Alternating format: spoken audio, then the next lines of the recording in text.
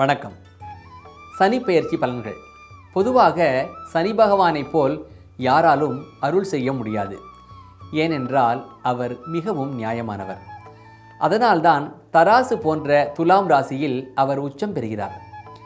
நமக்கு நன்கு தெரியும் நமது செய்கைகள் யாவும் பஞ்சேந்திரியங்களால் ஊக்குவிக்கப்படுகின்றன என்று. 5 வகையான உணர்வுகள் யாவன: பார்த்தல், கேட்டல், நுகருதல், ருசித்தல் மற்றும் ஸ்பரிசித்தல். நாம் நமது 6வது அறிவை பயன்படுத்தி செயல்களை நிகழ்த்துகிறோம். சில காரியங்களை வேண்டுமென்றே செய்கிறோம். சில காரியங்களை உள்நோக்கம் ஏதும் இல்லாமல் செய்கிறோம். வேண்டுமென்றே உள்நோக்கத்துடன் செய்யப்பட்ட தீய காரியங்களை மட்டுமே சனி பகவான் தனது 7.5 ஆண்டு காலகட்டத்தில் தண்டிப்பார். எந்த ஒரு உள்நோக்கமும் இல்லாது செய்த சில தவறான காரியங்களுக்காக ஒருபோதும் சனி பகவான் நம்மை பெரிதாக தண்டிக்க மாட்டார்.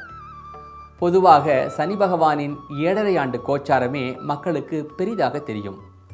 ஆனால் சனியின் கோச்சாரம் ஒவ்வொரு 2.5 ஆண்டுக்கும் ஒரு முறை நடைபெறுகிறது. இவ்வாறான கோச்சாரத்தில் சனி பகவான் 12ஆம் இடம், 1ஆம் இடம் மற்றும் 2ஆம் இடத்தில் சஞ்சாரம் செய்யும் 7.5 ஆண்டு காலத்தை தான் நாம் 7.5 ஆண்டு சனி என்று சொல்கிறோம்.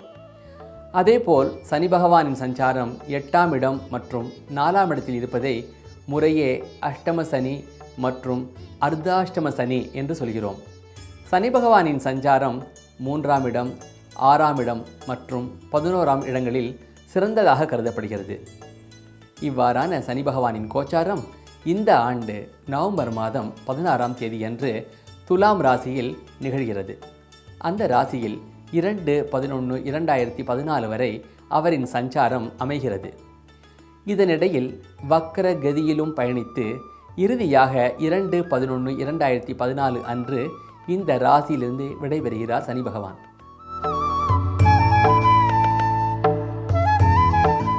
2011ஆம் ஆண்டு நவம்பர் மாதம் 16ஆம் தேதி முதல் 2012ஆம் ஆண்டு பிப்ரவரி மாதம் 7ஆம் தேதி வரை சனி பகவானின் சஞ்சாரம் துலாம் ராசியில் செவ்வாய் சாரத்தில் இயல்பு நிலையில் இருக்கும்.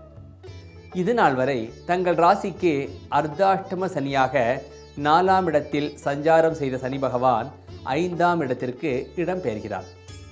இவ்விடத்திலிருந்து இவர் உங்களது 7ஆம் இடம், 11ஆம் இடம் மற்றும் 2ஆம் இடத்தை பார்வையிடுவார். பொதுவாக 5ஆம் இடத்தில் சனியின் சஞ்சாரம் சிறப்பாக சொல்லப்படவில்லை. தங்கள் ராசிக்கு 8 மற்றும் 9ஆம் இட அதிபதியான சனி பகவான் 5ஆம் இடத்தில் சஞ்சாரம் செய்யும்போது குழந்தைகளால் சில இடையூறுகளை ஏற்படுத்துவார். மகன் மகள் திருமண பேச்சுக்களில் சில இடையூறுகளை சந்திக்க வேண்டி வரும். குழந்தைகளின் உடல் நலத்தில் அதிக அக்கறை எடுத்துக்கொள்ள வேண்டி வரும். ஊக வணிகங்களில் முதலில் ஏமாற்றமும் பிறகு லாபமும் உண்டாகும். கல்வியிலும் சற்று தேக்க நிலை காணப்படுகிறது.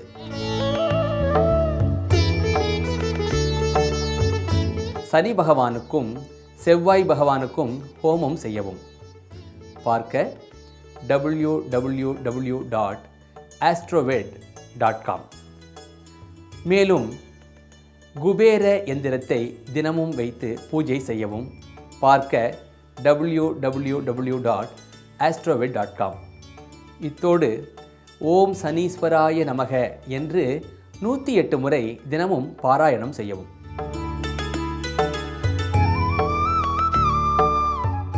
(2012ஆம் ஆண்டு பிப்ரவரி மாதம் 8ஆம் தேதி முதல் 2012ஆம் ஆண்டு மே மாதம் 15ஆம் தேதி வரை சனி பகவானின் சஞ்சாரம் துலாம் ராசியில் செவ்வாய் சாரத்தில் வக்ரகதியில் இருக்கும்.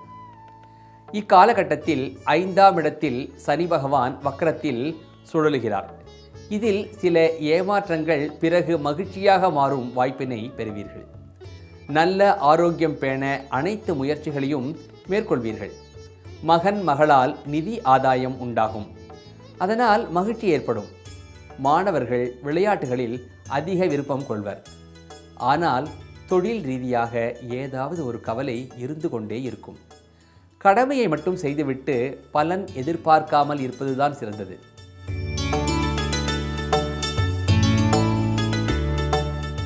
ஏற்கனவே கூறிய பரிகாரத்தை தொடரவும்.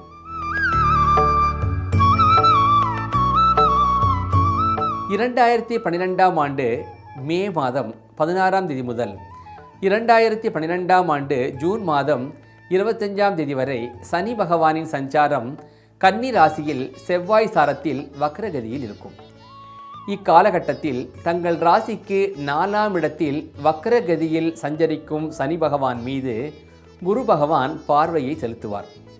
தங்கள் ராசியை பொறுத்தவரையில் குருவின் பார்வை அவ்வளவு சாதகமானது அல்ல. மேலும் குரு பகவான் 12ஆம் இடத்திலிருந்து செலுத்தும் பார்வை வீண் விரயங்களை ஏற்படுத்தும். எனவே செலவுகளை பட்ஜெட் போட்டு திட்டமிட்டு செலவிடுவது நல்லது. வாழ்க்கை துணை வழியில் செலவுகள் கூடும். இதனால் வீண் மனஸ்தாபங்கள் உண்டாகும். மாணவர்களின் கல்வி நாட்டம் சற்று குறைந்து காணப்படும். அவர்களுக்கு ஊக்கமும் வழிகாட்டுதலும் அவசியமாகும். சிலருக்கு பூர்வீக சொத்துக்கள் கிடைக்கப்பெறும்.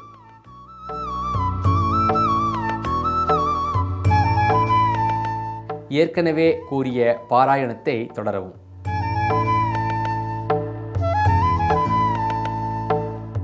இரண்டாயிரத்தி 12ஆம் ஆண்டு ஜூன் மாதம் 26ஆம் தேதி முதல் 2012ஆம் ஆண்டு ஆகஸ்ட் மாதம் 4ஆம் தேதி வரை சனி பகவானின் சஞ்சாரம் கன்னி ராசியில் செவ்வாய் சாரத்தில் இயல்பு நிலையில் இருக்கும். இச்சமயத்தில் செவ்வாயின் சாரம் பெற்ற சனி பகவான் அர்த்தாஷ்டம ஸ்தானமான 4ஆம் இடத்திலிருந்து 5ஆம் இடத்தை நோக்கி பயணிக்கிறார். இவர் குடும்ப விவகாரங்களுக்கான பயணங்களை ஏற்படுத்துவார். மாணவர்கள் விஞ்ஞான ஆர்வம் நிறைந்து காணப்படுவர். குடும்ப உறவுகள் அவ்வளவு சிறப்பாக இராது. இக்காலகட்டத்தில் தங்களின் பெற்றோர்களின் உடல்நலத்தில் அதிக அக்கறை காட்டவும், உரிய மருத்துவ ஆலோசனைகளை பெற்று அவர்களை பராமரிப்பது நலம்.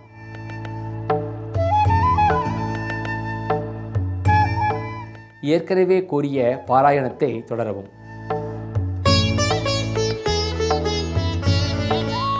2012ஆம் ஆண்டு ஆகஸ்ட் மாதம் 5ஆம் தேதி முதல் 2012ஆம் ஆண்டு அக்டோபர் மாதம் 11ஆம் தேதி வரை சனி பகவானின் சஞ்சாரம் துலாம் ராசியில் செவ்வாய் சாரத்தில் இயல்பு நிலையில் இருக்கும்.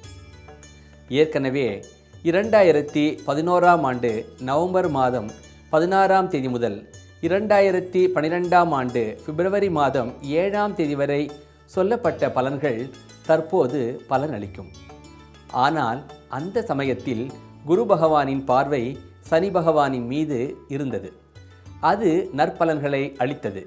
தற்போது அந்நிலை இல்லாதது ஒரு குறையே. எனவே நற்பலன்களை அதிகமாக எதிர்பார்க்க முடியாது.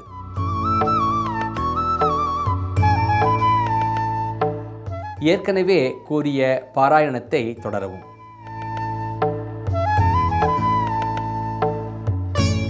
2012ஆம் ஆண்டு அக்டோபர் மாதம் 12ஆம் தேதி முதல் 2013ஆம் ஆண்டு பிப்ரவரி மாதம் 18ஆம் தேதி வரை சனி பகவானின் சஞ்சாரம் துலாம் ராசியில் ராகு சாரத்தில் இயல்பு நிலையில் இருக்கும். இக்காலகட்டத்தில் சனி பகவானானவர் ராகுவின் சாரம் பெறுகிறார். இதே காலகட்டத்தில் ராகுவின் கோச்சார இடப்பெயர்ச்சியும் சம்பவிக்கிறது. எனவே முதல் 3 மாதங்களில் திடீர் வாய்ப்புகள் உங்களை தேடி வரக்கூடும். தங்களது மகன் மகள் அயல்நாட்டு அழைப்பினை ஏற்க நேரலாம். ராகு சனியின் தன்மையிலேயே தனது பலனை வழங்கக்கூடியவர். இவர் தனது பெயர்ச்சிக்கு பின்னர் குழந்தைகளாலேயே சில மனக்கவலைகளை ஏற்படுத்தலாம். பகுத்தாய்வு செய்யும் திறன் சற்று குறைந்து காணப்படும். நடக்கும் விஷயங்களை கிரகித்து முன்கூட்டியே அறியும் திறன் சற்று குறைந்து காணப்படும். எனவே விஷயங்களை தீர விசாரித்து செயல்படுவது நலம்.